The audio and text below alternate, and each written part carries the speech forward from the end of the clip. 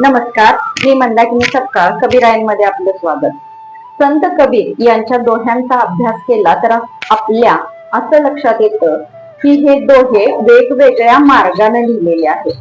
म्हणजे काही दोहे उपदेश करणारे आहेत, काही दोहे भक्तीपर आहेत, तर काही दोहे स्त्रियांना उद्देशून लिहिलेले आहेत. भारतीय स्त्री जर आपण पाहिली तर ही आंतरिक शुद्धतेवर भर देणारी पवित्र अशी मानली जाते.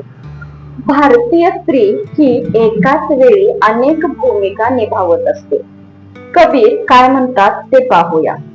ते म्हणतात, पतिव्रता मैली काली कुचल कुरूप, पतिव्रताचे रूपवर वारो कोटी स्वरूप. पतिव्रता स्त्री ही दिसायला कशीही असू दे, ती मळलेली म्हणजे तिने सामान्य कपडे घातलेले असू दे, ती दिसायला काळी सावळी असू दे, तिचे स्वरूप म्हणजे तिचे रूप फारसे सुंदर नसले तरी चालेल, पण तिचे अंतरंग जर शुद्ध पवित्र असेल, ती पतीशी एकनिष्ठ असेल, तर तिच्या रूपावरून अनेक कोटी सुंदर रूपे ओवाळून टाकली पाहिजे.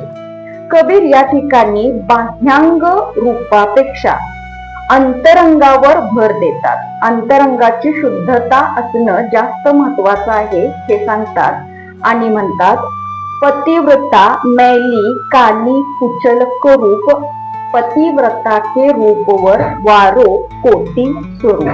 धन्यवाद.